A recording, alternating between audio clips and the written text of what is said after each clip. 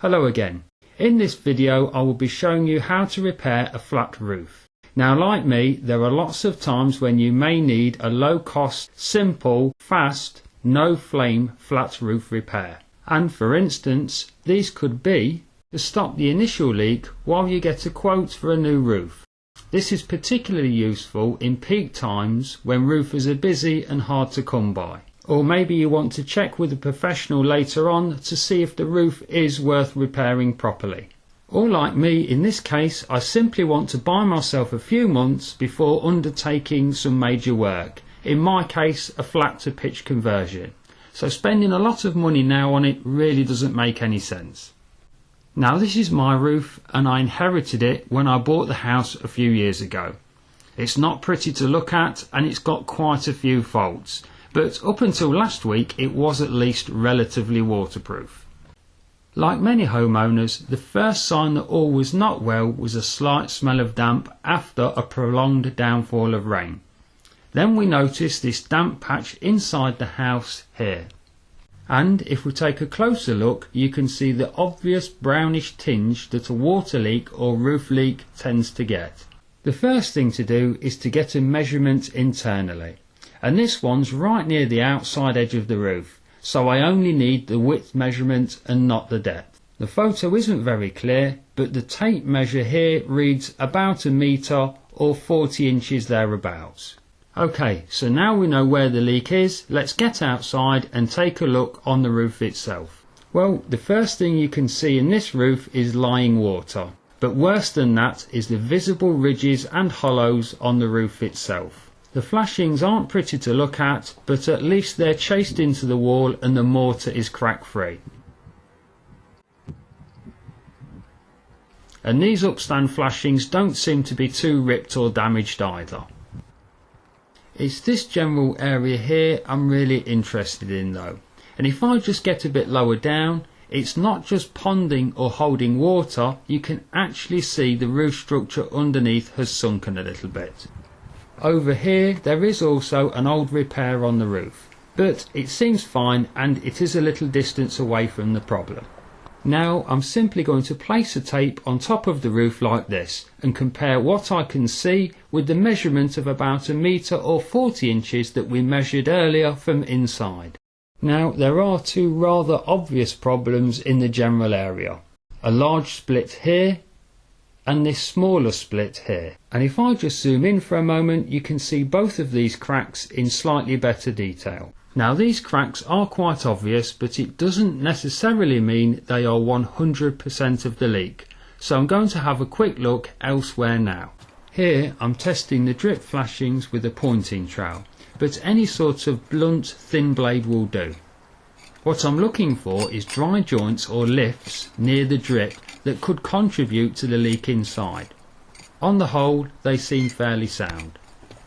Next we come to the crack that we saw earlier, and it's not long before the pointing trowel slips completely inside. Now that is obviously the odds-on favourite.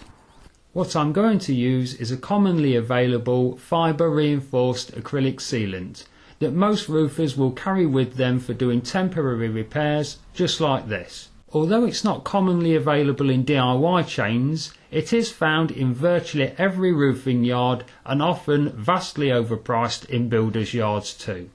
And if you want to buy some in large or small sizes, there are links to it without the inflated price tags on the website page linked in the description bar or at the end of the video.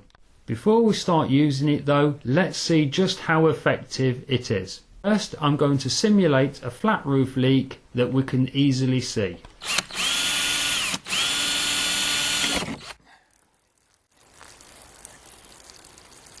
Now, without any effort at all, even underwater, a quick, no refined dab over the hole seals the leak. Although the sealant does work underwater, as you can see, it will work a hell of a lot better if the roof is dry and dirt free. So let's get back on the roof and put it into action.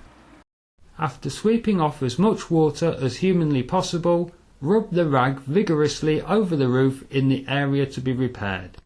In this picture you can see what a difference that makes. The left hand side shows not only has the roof dried quite nicely, it also removed any of the surface dirt or algae that may stop the sealant bonding to the surface of the roof properly. Clean and dry is always better regardless of what it may say on the side of the tin. Right, let's get started. The first thing to do is concentrate on working the sealant into the roof and any details. Don't concentrate on thickness at this stage. It's all about bonding with the surface, driving out any dust or moisture if it's present.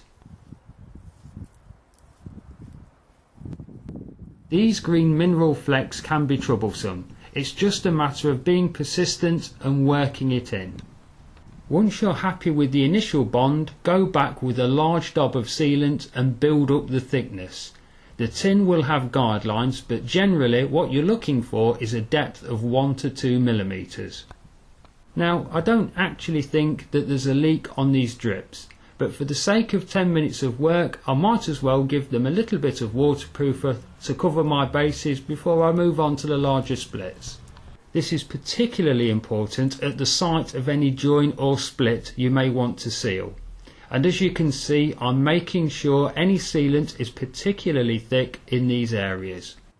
Now working on the first split, I'm going to reinforce it with a little bit of self-adhesive plasterer's scrim, available from most DIY stores. Just cut it to length, check to see it's right and move it out of the way. Now, same as before, I'm working the sealant into the roof to get a nice clean bond. Only when I'm happy with the result will I embed the scrim into it and recoat. The scrim is actually serving two functions. Firstly, it adds strength and makes the repair more resistant and therefore longer lasting. But most importantly, it's guaranteeing me a consistent depth of 1 to 2 millimeters with the waterproofer.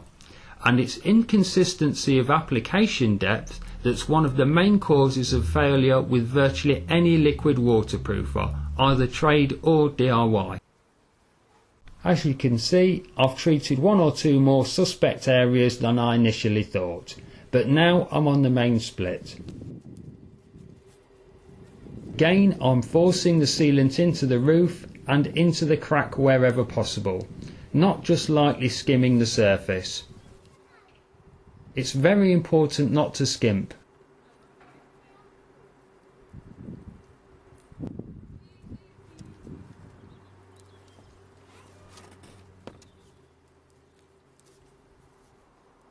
And there you go, done.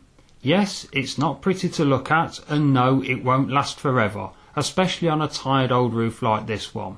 But for a stopgap measure that will last a few months to a year, maybe a bit more with luck and the wind behind you, that's not bad.